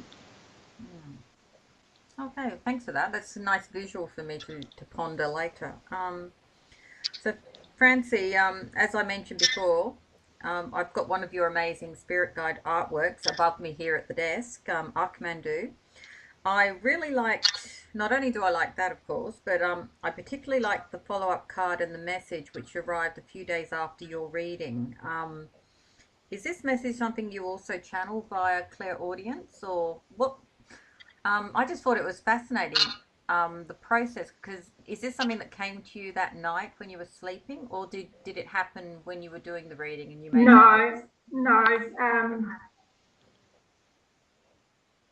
Yes, don't you remember? You were with me. I can't, to be honest, I was, you can't remember. I can't remember. Yeah, no, and that's one of the reasons why I do these cards, because people, when you're doing the drawing, there's so much energy around with the guide that everyone sort of gets in. Well, everyone, myself and the client, we go into basically an altered state, and it's healing energy. And my best way of getting messages from the guides is through my form of clairaudience and my listening. As I'm drawing, because when I'm drawing, I'm actually focusing more on my connection with the guide, because I'm not clairvoyant. That's my weakest area, and so it takes me a lot of faith and trust. I connect with the guide, and so I'm drawing what I'm feeling when I'm doing a spirit guide drawing. I'm drawing what I'm feeling, and the guide is helping me draw. So I'm very much connected with their energy in that form. But I'll get little messages pop into my head as I'm drawing sometimes, which I'll share. But the main message from the guide for the person, it's almost like a letter, from the guide to the person. I sit, generally it's at the end of the drawing, but there's no rule. Sometimes it pops up at the start before I start even drawing. And I'm sitting and I'm listening. It's like I'm having a conversation with the guide. I'm listening to them. And they're dictating and I'm writing a message down. It comes through quite fast, so my writing is very, very scribbly. So and then I share that with the person, and as a follow-up to the drawing, then when I go home, I type the message up and make up the message card. So which I post out in the mail, and I get a lot of joy out of doing that. It's an extra thing I do, but it does give me a lot of joy, and I know it brings people, like you said yourself, it brings them a lot of joy. Yes. I've had ladies come up to me at fairs. I said, "Oh, you did a drawing for me 4 years ago," and they pulled their message card out of their hand, and I'm still carrying my card around. I think sometimes people get more joy out of the little card I send out in the post, getting a letter from the guide. But yes, it is pretty much their audience, and I tend to call it's not automatic writing so much; it's intuitive writing. So I'm not just scribbling anything. I'm listening and writing what I'm hearing in my mind. I took I love it. I actually took it on my spiritual road trip I did later that year, and I kept on finding feathers everywhere. So it now holds about 5 or 6 white feathers I found on my road trip. Yeah. So, beautiful. Yeah. So I thought it was a really nice touch. So now, Cris, you're also on air as a radio show presenter with Radio for You. Would you like to tell us a little bit about the radio station and the show? Oh, sure. It's a rocky radio station. It's local, and it kind of kills a few birds with one stone. I get to link into community and spread local media, and also give something back. So just doing a show there on Sundays at 4 o'clock, and you can find it on Google. You can type in Rocky Radio 4YU, and we live stream as well. Bit of fun. And are you thinking of branching out and doing something a bit more spiritual on air? Have you kind of discussed doing anything like that? Or is Rockhampton a little bit too far? Is that a bit too quick? I was actually talking to a mate a couple of years ago. I did a TV show called Alien Television Workshop, which had a bunch of things on it, and we talked to interesting people like nuns from the Chinese Institute and Buddhists and different things. But that was an interesting show. But I was thinking about doing a radio show called The Trinity Brothers, where we had different spirits, a bit like what we're doing right now. But I haven't gotten around to it yet. Probably wouldn't do it in Rocky, but if I was in Brisbane, I'd give it a crack. Yes. Leanne, you create the most beautiful mandala pictures. This must be very difficult to achieve considering the complexity. Do you go into a zone like I do when I write, or is it full-on channeling during the creation process? How does it work? Oh, thanks, Sharon. Well, I try not to make them difficult because it sort of then defeats the purpose of what the energy, the joy that I put into it. But they definitely do challenge me to step out of my comfort zone, and I think that's half the fun of doing them. I find the energy of the piece that I'm about to work on starts to manifest about a week or two before I start. I'll start to see images stand out. People will come up to me and start talking to me about things, or their feelings will become more obvious. Synchronicity plays a huge part in the creation process of particularly the mandalas.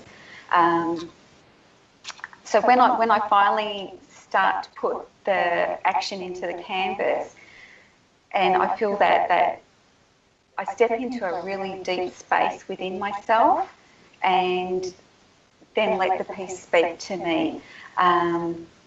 Typically what comes first with them is the colours. That's usually the colour, because I've done Artisan Practitioner. Colours sort of have a lot of reference for me, and they'll often come in as the colours that I know that are going to happen. And then the mandalas are always worked from the centre outwards, and it's always the next piece of the mandala won't manifest until I've done the centre before I've done the next one. So it's a real step-by-step process. If I kind of jump in and put my ego in it, I just can't do it. It just turns into a mess, and I've got to repaint over it. So I have to acknowledge to stay in that space and just trust that clear cognizance that it's going to tell me what the next step is, and just completely trust it. They've definitely taught me how to trust that. Yeah, no, I just look at the complexity of it, and I mean, I suppose your pictures take me back to the mandalas the monks do with sand. Have you ever seen those? Yes, yeah, they're amazing. Aren't they? They're just stunning. Incredible. The detail they put in them is just incredible. And I'm sure they would be channeling those as well. That whole process, I think, and Francie does mandalas as well, that it really is a channeled process where the piece, whatever energy is making that piece or directing it, is definitely channeled through the artist that's creating it. No, it has to be. I'm pretty sure it. That's why I asked the question, because I think you need to be in an altered state to do a mandala in the first place, because you have to be in touch with the sacred geometry, that consciousness. Yeah. So now, Francie, can I just interrupt and tell one little story about a mandala I was doing? Sure, go for it, Francie. It wasn't so much a mandala. It was commissioned piece of the flower of life.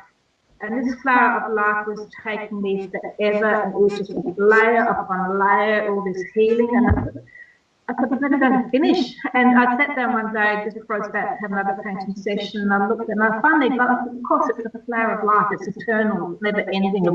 So in my head, I said to my spiritual team, I said, can we finish a chapter today, please? And it got finished that afternoon. So Tara, you were going to ask me something else then? Well, I'm going to ask you the question I have to ask you. I'm told you have an owl fetish, Francie, because of the amount of an owl fetish due to all the owls you paint. Is it true? And are you aware of the ufology connection with owls? Oh. That's an interesting question. I wasn't aware I had any fetishes, actually. Well, no, I wouldn't say I have an owl fetish. I do like owl energies. I do paint quite a lot, and they'll just come through eventually. In fact, if I turn around here, I've got a little wooden owl looking over me as I talk. And I do have a little owl up in my studio there that's got paintbrushes in him. But apart from that, not too much owl energy. I did an animal retreat a few years ago. We did a meditation. When we came out of the meditation, the guy who's ran it, he said that he saw me shapeshift into a tawny frogmouth. Now, a tawny frogmouth is not technically an owl, but it's in the nightjar family.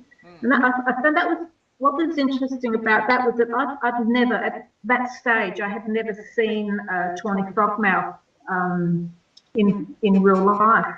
And the next night I came home and I went for a walk, and as I'm walking home, and there's a little tawny frogmouth sitting on the line outside home, and it frequents me, not that often, but every now and again he comes around to visit. So yes, I do like my owl energy, but I wouldn't call it a fetish.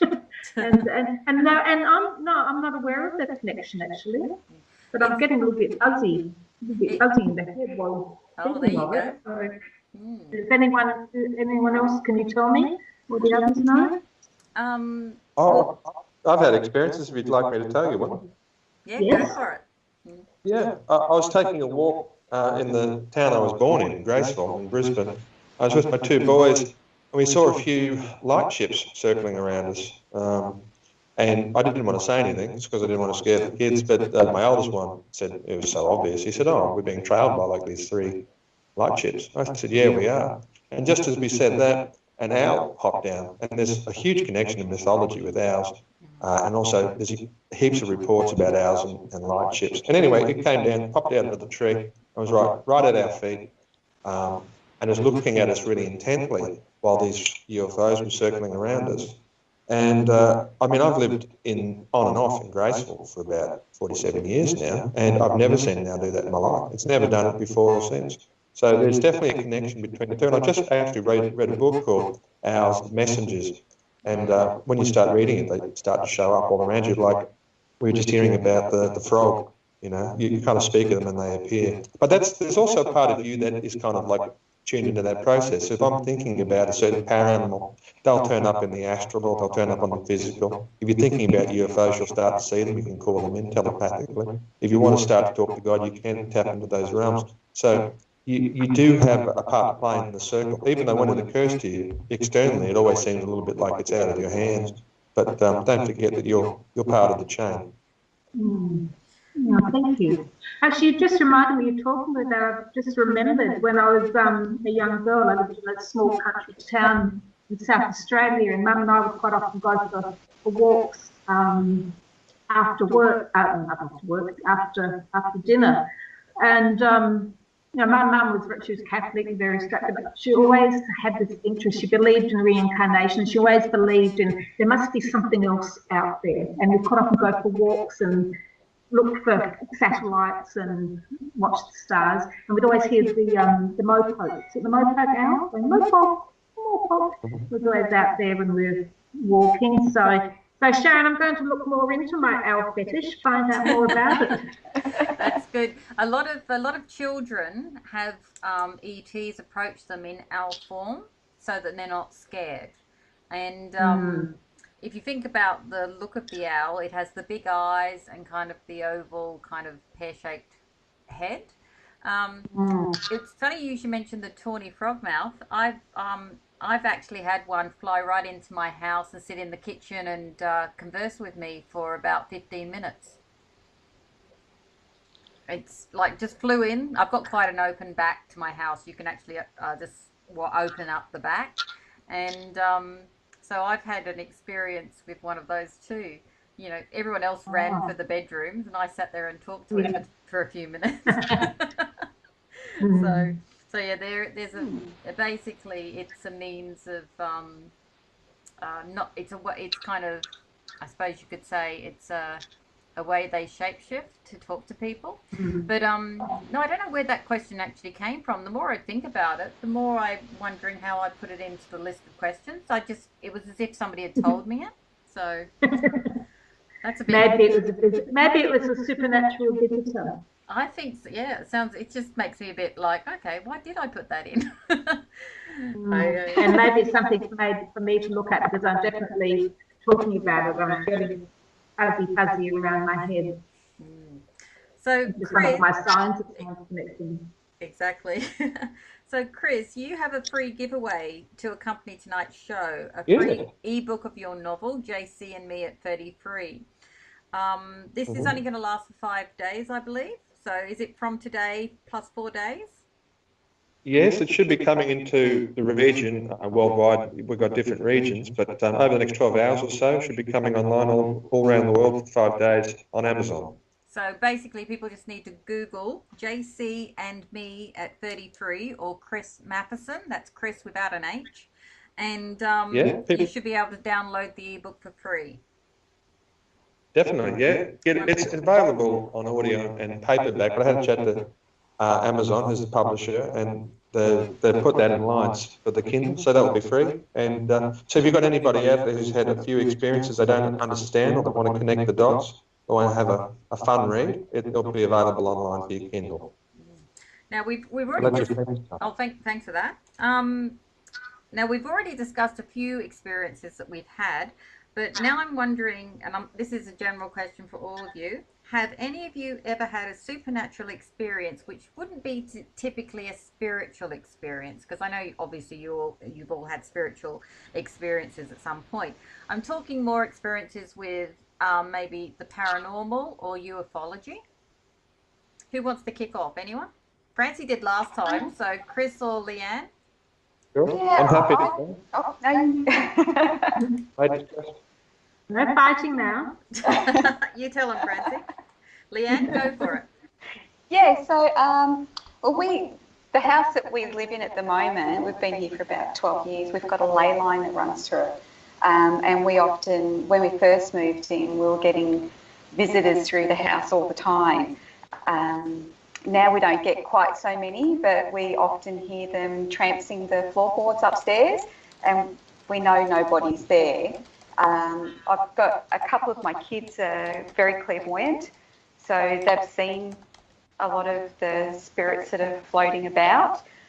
So it's one of them. And then I've had another quite amazing one that was, we went to Port Arthur and we did the night tour, and my husband's a bit of a disbeliever in the whole thing, and he's carrying the lamp at the very back of the line. And we'd just been to the surgeon's cottage. I don't know if any of you have ever been to Port Arthur. I've got a friend that used to work there, so they've explained it all to me. All right. And we're sort of walking from the surgeon's cottage down to another section, and hubby and I are up the back walking along, and it's all very dark.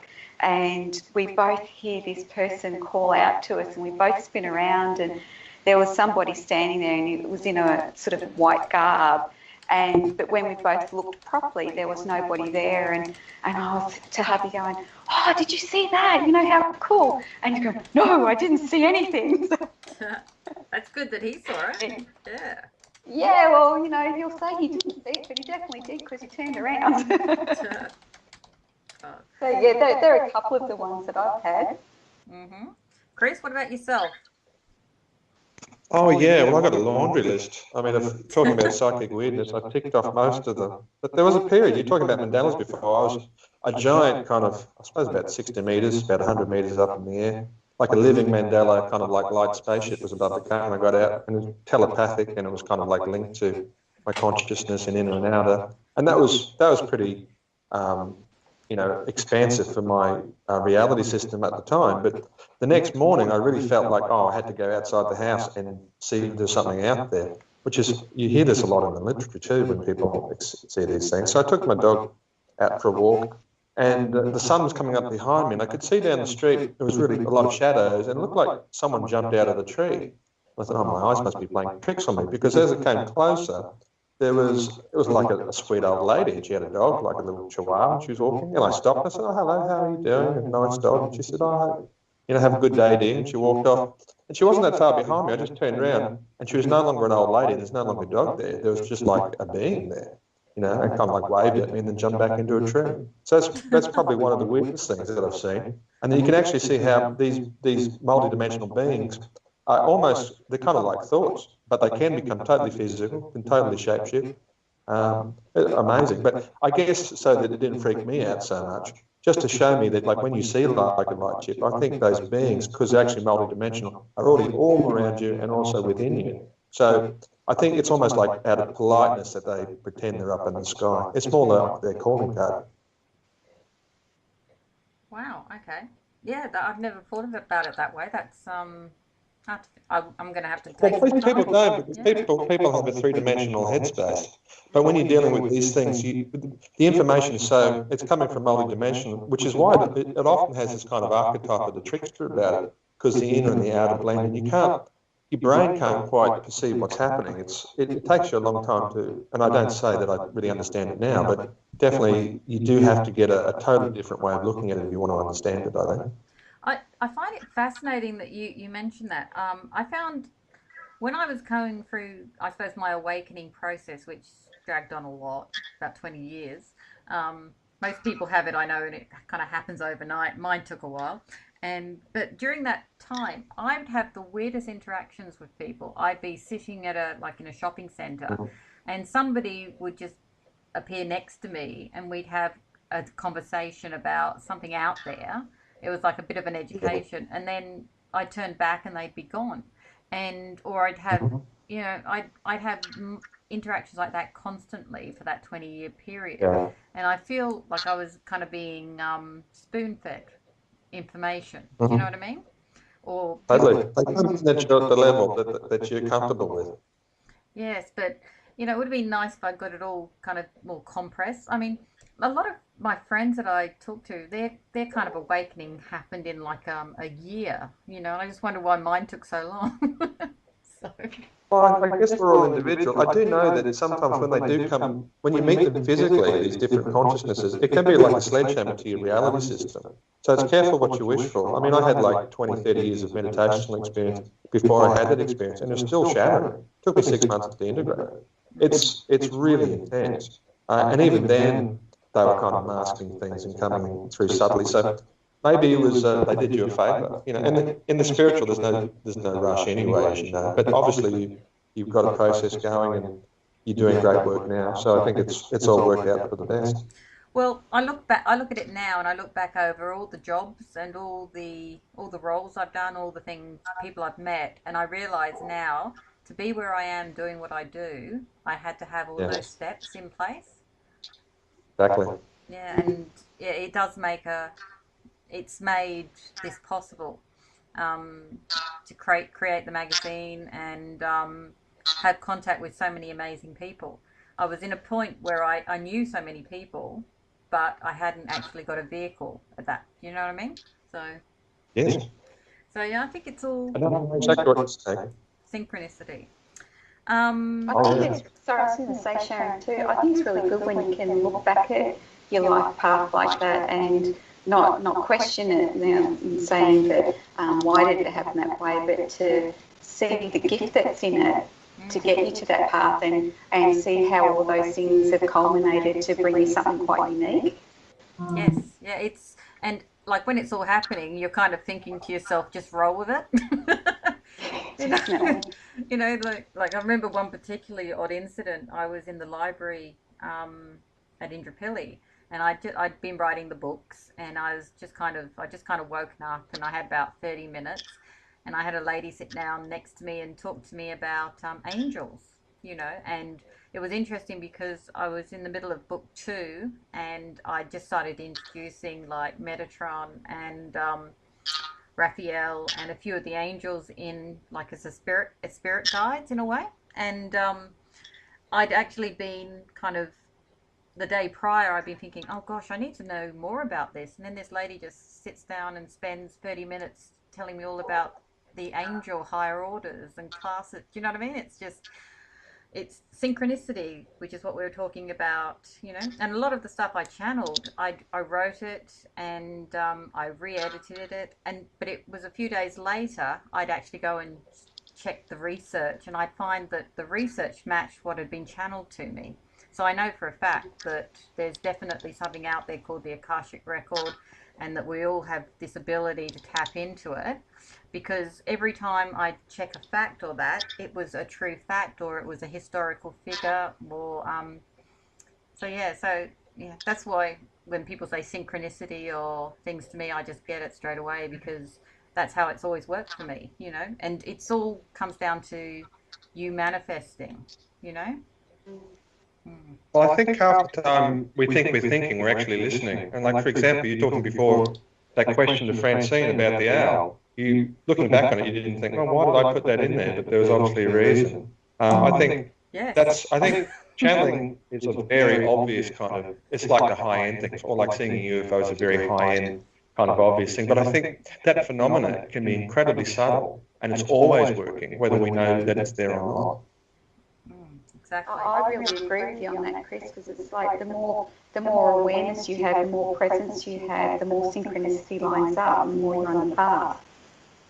Oh, totally. And the more you pay attention to it, the more it happens. And that's kind of quantum physics, because the observer is affecting the observation. You actually can't take yourself out of the cycle, because it's a consciousness cycle. You know? You can never step out of it, and you can never get off the path for that very reason. But looking back, yeah, that's right. But as Sharon was saying, you can't, being human, you kind of think, oh, you might get impatient or obviously bummed out at times. But I think whatever's happening ultimately is always what's meant to be happening, whether we want to hear that or not. Yeah, definitely. Yeah, and like if you do look back, even the stuff that was a bit rough, it taught you a lesson or it steered you to somebody else. I mean, a lot of the time you you know, if you've had a bad experience with a friend, another friend has popped up who's the one that you should have actually been interacting with. And a lot of, you know, some of my good friends I've met through other people who I no longer have contact with. And I often think that that was the stepping stone to get to that other person, you know? So lots of reasons. Yeah. Now, you all obviously have a connection to the outer world, as I'd like to refer to it.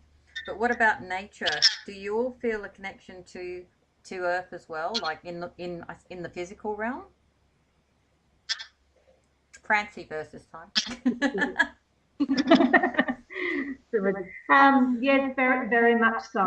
It's I think I was probably like many people when I first started my spiritual journey. I was very much everything was all up in the air, up in the cosmos, and I was floating around, and things were integrating into my life very well. So I think it's very important that we find that balance between our cosmic heaven energies and our earth energy, but also that the earth we live on, it's a living being. So very much important to connect with her. What I tend to do is if I'm working at home during the day, if I start to get a little bit spaced out or tired, I go outside, I take my shoes, I go outside and just stand on the grass and feel the earth under my feet. I'm lucky where I live, even though I live not far from the city. I do have lots of trees around me. It's a very quiet space and a lot of bird energy around. There's probably an owl sitting there on the fence now. I went out and had a look. I find it it's very grounding, and my intention with my work too is bringing heaven and earth together so that we're integrated too and resonating in harmony and in balance, looking after our earth. And it's also good for creativity, I find, and intuition. I lived up near the beach at one stage and walked on the beach every day, and I would get so much sort of downloading information and inspiration would come through during that time. So I just love being by the ocean. It's very healing. So very, very much so. So your connection's more, are you a Pisces? I think we're done. And we're out of time, guys. Thank you, Sharon Ann. Thank you, Francie. Thank you, Chris. Thank you, Leanne. Sheila. Thank you. And please stay tuned for News to Me with Pamela Tavares, and I'll be back again next week. This is Sheila. Everybody.